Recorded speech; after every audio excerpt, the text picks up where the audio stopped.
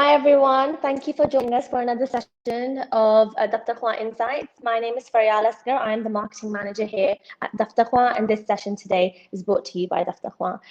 So for 4 years, Daftarkhwan has been building a co-working community of entrepreneurs and professionals working on some of the most exciting business ideas in Pakistan. And this community has now grown to hundreds of people across multiple cities and aims to empower businesses across the board in their journey to growth and scale. So through these sessions, we learn from some of the most brilliant professionals across all walks and allow their expertise to shape how each of us have set out to change the world through our life's work. So today, our guest is Shahmeer Amir. He is the CEO and founder of Biometrics, and we're going to talk to him about cybersecurity. So without further delay, let's get him on. Hi, Shahmeer. Hello, Priyad. How are you? Good. How are you? Long time.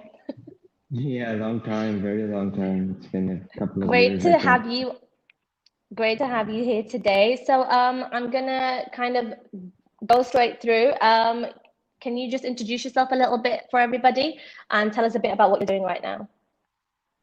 Uh, yeah, obviously, I'm going to introduce myself. Like in what I'm doing right now, part of it is mostly a secret, so I won't be able to reveal much. But yeah, so guys, my name is Shahmeer, and I am a cybersecurity expert, and I've been working in this field and many other different kinds of fields for the past 6 years. And if you are a cybersecurity expert or if you are in the startup culture, you may have heard of me. And yeah, what else? I think that's about it. Fair enough. Okay, I understand. All right. So how did you come to be known as the big, this big bug bounty hunter? There's this number three title accredited to you. So how did that happen? Well, it happened about 4 years ago in 2016 when I was, working in this field for about 2 years then. And then, there was a ranking that happened of global hackers everywhere, and they kind of took my research and the work that I did and ranked that based on what was going on in the field. Before that, I was also number one on the same platform and all of the other platforms, but that didn't get out because I didn't want this. Wanted to get out, and I also didn't want this to get out, but someone just read an article somewhere and posted it, and that's why that's how I came to be known as what I am. Fair enough. Okay, so cybersecurity, it's a bit of a buzzword. People are worried all the time, is their business secure? Are they secure? How important is cybersecurity in this day and age?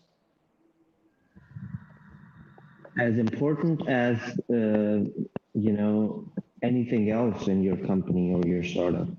Cybersecurity is equally important, if not more than that, because what you have right now is a product, and which is going to acquire users' data, and if you are accepting payments online, or I mean, every product in this market space, we work in a software as a service market space, right? Every company is coming up with better pieces of software to solve problems. Those softwares acquire user data to solve the set problem. And so you have that data, and now you need to protect that to ensure your customer that they can, trust you with their data.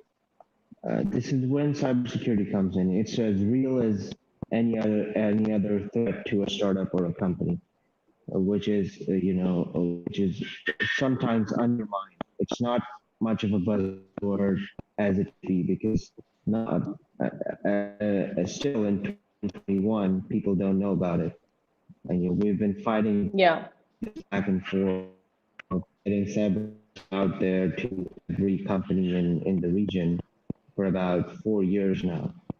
And so the answer to your question in one line is, it is as important as getting traction, getting funding, having a business plan. and any other pillar that is a startup or a company. Okay. So, I mean, speaking of startups, since we're on the topic, I mean, often, startups are small, right? They don't have the funding. They're not able to, they sometimes miss the fact that they need to be secure online as well, depending on what they're doing, really.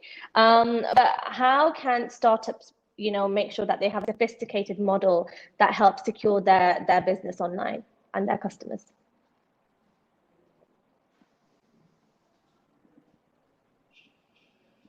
Yeah, well, that's one of the main problems, that people don't actually acquire cybersecurity services from companies, is because they're expensive.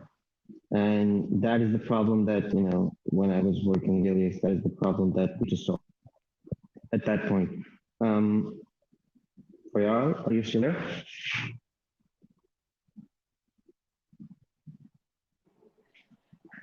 Yeah, you got cut Yeah, off. so yeah. So yeah, answering your question on that point is basically, so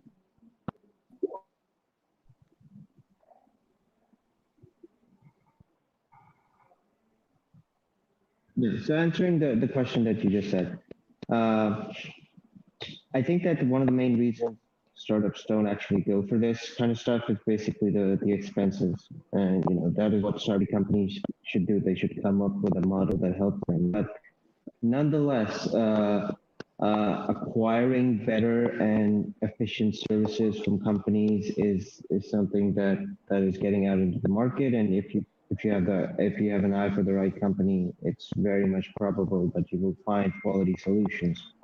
But it depends on your cash flow. If your cash flow negative, cybersecurity will be the least of your problems. But if you're even breaking even in a company, then you should actually think about this, because this is actually builds confidence in your own, inside your company, with the customers, with the investors, and all of that stuff. So speaking from point of view of a startup, this is what it does. Yeah. So, I mean, in the long term for a startup, how does it benefit them, to get this security? I mean, you spoke about a little bit about them achieving, maybe funding and whatever. Does this help them, if the startup is secure from a cyber protection, and will it benefit them in the long run? Obviously it does. Obviously, I mean, if you have a crazy good track record with no security breaches, and your quality of service is better than anyone else, in which obviously cybersecurity is one of the main pillars, it helps you in the longer run. You don't have, I mean, obviously, in ideal cases, the benefits of having a good approach towards cybersecurity does not, it's not apparent to anyone in the initial phases. So, but it can be an add-on perspective. You're going to raise your Series A, and you tell, okay, we've done this much work, and our code is secure. That's going to build more confidence in people, in the investors. And if you're listing on your website that you're SSL approved, and you've done testing, and the data that you're giving is secure, that also builds confidence. And in the longer run, that's how it basically helps out. In terms of the kind of startups we have, do you think, I mean, I was reading online that government, retail, and tech are the most affected kind of sectors globally, that get targeted from cyber attacks. Would you say that is the case in Pakistan as well? Because that was on a global level. What do you think are the main things that affect, I suppose, in the startups in Pakistan, companies in Pakistan?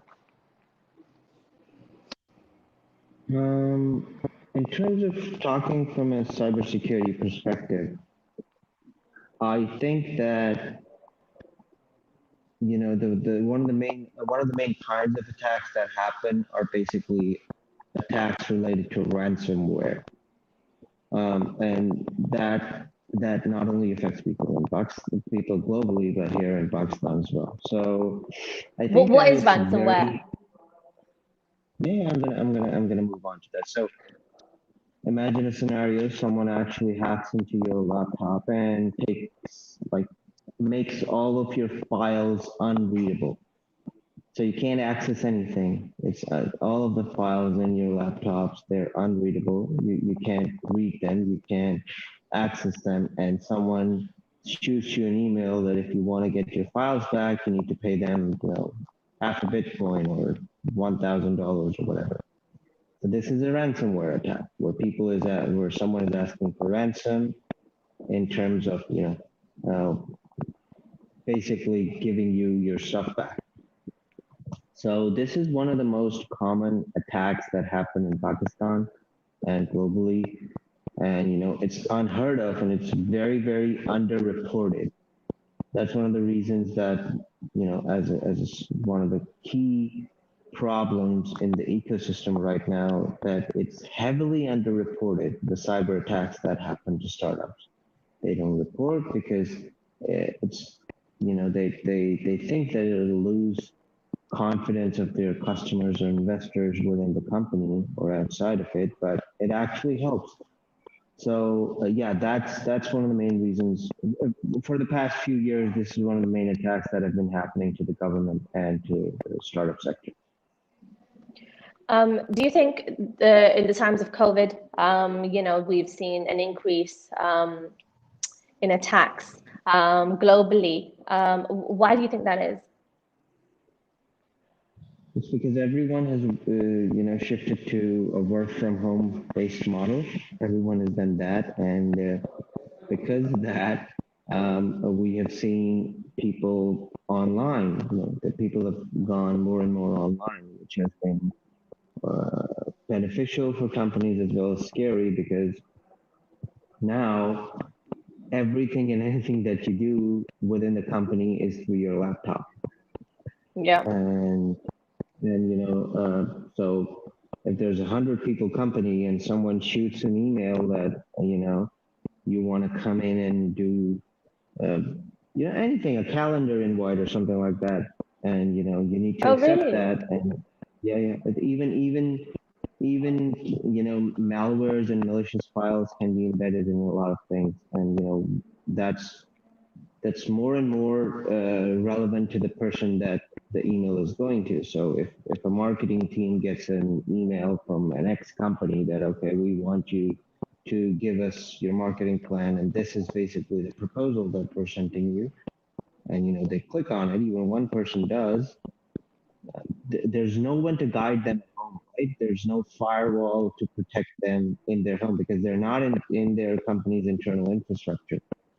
So right. I think that is one of the reasons that this has gone up a lot is because of a lack of awareness and people weren't used to working from home, and it's basically the guys are just left alone without any guidance on what to do and what not to do, and that's why we've seen a spike in cyber attacks.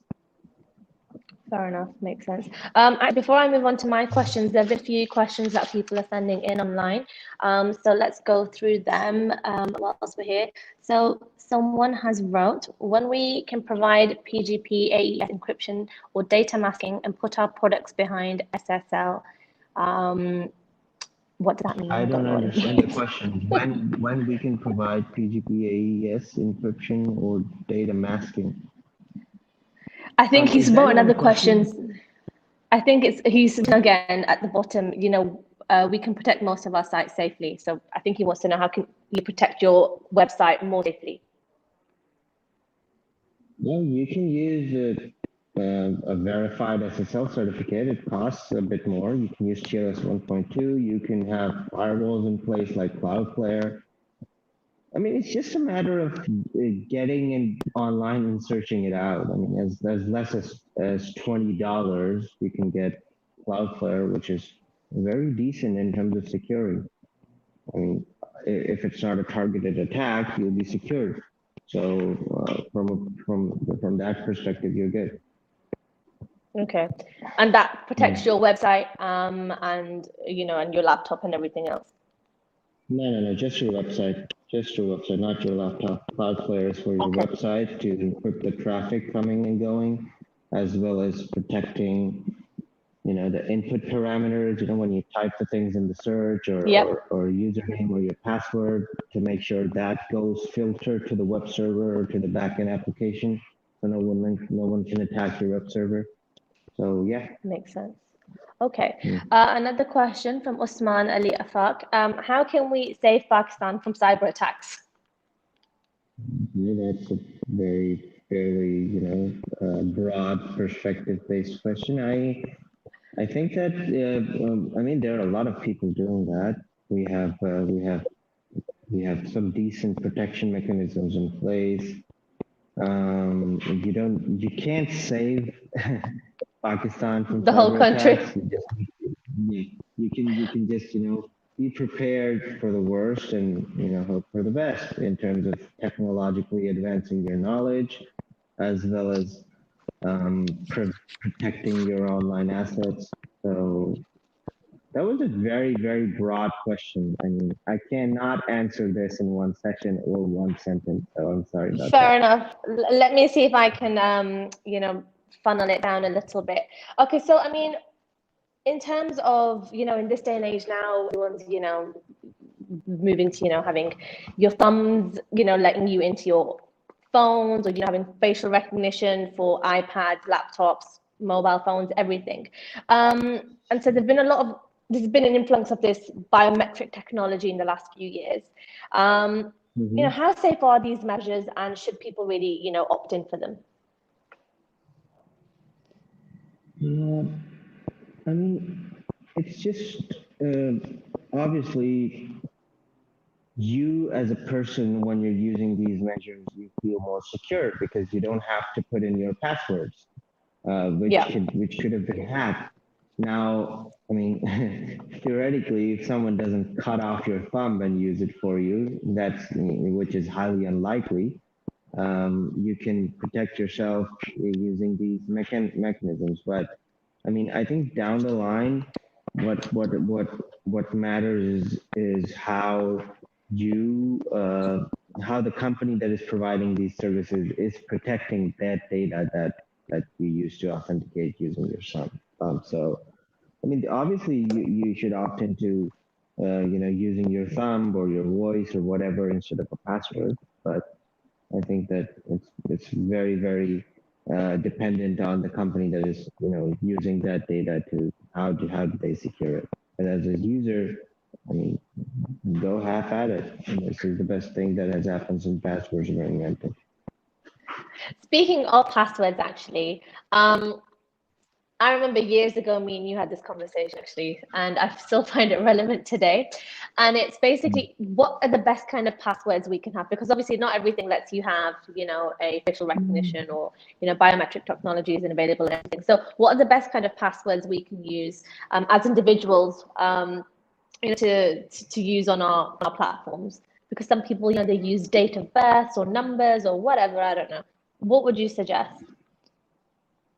I would suggest that you don't use either of those. Don't use anything related to yourself as a password. I suggest you keep completely irrelevant and something that no one will ever guess as a password. And I think that there are online password generators that you can basically use that'll suggest strong passwords with alphanumeric keys and, symbols and all that. So use those. Okay. They'll give you good passwords. Never use any password that is related or relevant to yourself. And, it sounds kind of simplistic, but often, people, there's always these memes floating around. People find this quite funny where, they say, okay, one person uses the same password for, say, 10 different applications or something. With data breaches, such a threat these days, it's attacking companies that we're using day to day and everything. How unsafe are we to do that?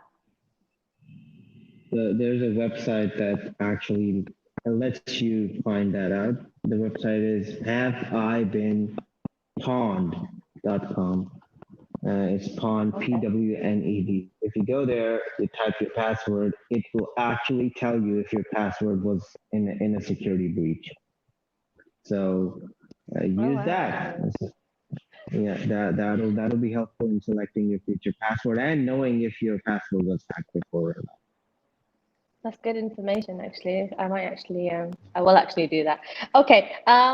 Going back to, being, individuals protecting themselves online right now, cyber bullying and, harassment. These have been issues that have also been, floating in Pakistan as well as Mhm. globally. But speaking of Pakistan, right now, how best can individuals protect themselves online from those kind of attacks? Okay, yeah, well, I think that cyberbullying and harassment is more of a personal attack, rather than a technical one. And it Yeah. mostly happens. I mean, bullying, anyone can bully you. That there's no sort of protection for that. But of course, harassment is obviously it happens when you have some sort of unwanted data, already in possession of the party that where the trust level is low. But the initiator of that,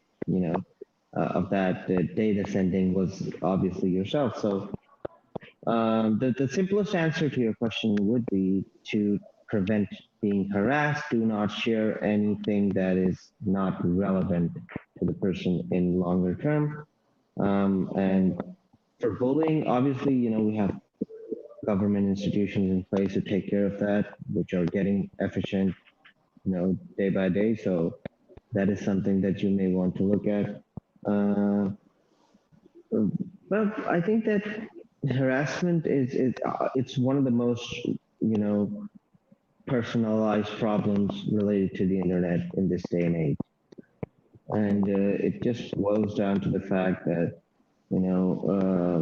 as a government we should have a cell or a governing body that deals with that because if you're harassing someone and they've gone off the edge, it'll result in catastrophic things happening like suicide and self-harm and all of that. And this is all related to, the internet itself, which is causing it. So as a person, I think that if you don't share anything that's not reasonable, that'll be good. But as a government, as a country, there is a need for a reporting mechanism where personalized issues such as these can be reported and which can then lead to a record-keeping scenario where all of these are addressed one by one. Okay, great. Yeah. We have another question from Osman Adiafak. He says, can you list down the common types of cybersecurity attacks? On companies, I think ransomware is one of the most common ones out there, and that happens. Other than that, I can't remember any big data breach happening in the past, decade. On companies, you should, protect yourself from ransomware, and you should have an incident response plan in place. So, incident response plan is when an incident happens, and you need to respond to it. So, if you have a ransomware attack, what is the first thing that you're going to do? You're going to consult someone who is expert in the field who can tell you how to either negotiate with the attacker or try to get your files back by yourself. That's number one. The other thing is you're going to inform to the relevant authorities. Very, very important because they may have some information that you don't. The number third thing is you're going to do is you're going to find solutions yourself in coordination with a consulting company that deals with these kinds of stuff. And if you follow those steps, you'll be protected. Now, referring to the question on a personalized attacks in cybersecurity or malwares, we install applications on a daily basis that we don't need. I mean, general people do that. Why? There's no need for that application. You just download. Someone sent you a file to look at. I mean, if there's no context, don't look at it. Someone wants you to install something or click someone. I mean, I can even sitting here, I can give you a link. If you click on it, I will know your exact location and the device you're operating it from and all of that. just by clicking that link. And that link will actually pose itself as a Google.com or something else, but it'll be a tracker. And this is actually some of the things that we used against attackers at some points. We try to lure them in. So these are the kinds of attacks that happen on a daily basis or a weekly basis, everywhere. I mean, in terms of with these attacks and stuff, there are people out there, like I know you used to before, you had the strong bonus on ethical hacking. Can you tell us a little bit about what ethical hacking is and why people do it? Okay, well, ethical hacking is people do it to get recognition. So it is like I hack your company, and then I tell you that these are the flaws and these are the vulnerabilities that I found. This is how I got in. Now it's like up to you to either recognize me or reward me based on that. If you don't want to do that, that's fine too. People do it to get recognition and obviously, get compensated for their work. And in terms of ethical hacking, what would you say are, in Pakistan, what sectors? I mean, do people hack, businesses here in ethical ways in Pakistan, or is it mostly? I know people do a lot. Facebook, Google, Microsoft, all of these big brands, these big established companies, because obviously the reward is bigger. No company in Pakistan has a responsible disclosure program to compensate attackers or hackers for that. Okay, so I don't think that people do that here, because I mean we tried doing it a lot. We tried establishing that culture here, but it didn't come as a good thing to the companies here. But I think more and more people, as these companies learn, more and more people will get inclined towards doing that. But yeah, I mean, it's not always about the money, Ariel. The thing is that, I mean, yeah, obviously, if you want big bucks, you can go for the bigger companies, but it's mostly about creating a culture. And we can, hackers can earn money from Microsoft and Facebook and all that. But, nowadays, I think it's mostly about getting that kickstart in this region so that, companies are more lured in towards that. So I mean, we tried doing it for a long time, but I think that the trust level is not there yet for the companies to start responsibly disclosing, but I think it will be in the near future because there are more and more good hackers coming out every day from this region, and I mean they're working hard along those lines that I did once in this field. But yeah, that's about it. Where do you think Pakistan is on the cybersecurity map? If you had to, kind of compare Pakistan with the rest of, the West, even, or our neighbors, India, in terms of cybersecurity and the kind of protection we offer. Yeah, so we're at a very good place. I mean, recently, if you look at it, there's a company called Security.ai, which is from a Pakistani founded guy, and they raised a lot of funding. So, and most of their operations are in Pakistan. So, so that puts us at a very good place, and I think that compared to other countries, we're behind. But I think that the rate of increase in that productivity and all of that stuff is very good, and we will someday for sure surpass these guys. But we need volume because I mean, compared specifically to India, that's 1 billion people, and we're 200 million. So, and out of those 200 million, there's not even 1% of the population interested in this field. There may be 0.00001%. And out of those, and I'm just talking numbers. I mean, you can count the good hackers in the country on one hand. But say so we need internationally accredited training programs and people coming in and with interest in this field, and quality content being produced within the country to train the local talent. surely get there. Okay, we have another question. Which is more secure, SSL or HTTPS? Pretty much the same thing. The SSL is secure socket layer, which is a communications protocol used in HTTPS, which is hypertext transfer protocol secure. So, I mean, if you're using HTTPS, you're by design using SSL. So that's the answer to it. Okay. So, I mean, Biometrics, you guys started about maybe 5-6 years ago. What have you guys been doing around 4 years? Has it been that long? Okay. What are you guys doing about cybersecurity, and how is your company better protecting its clients and customers?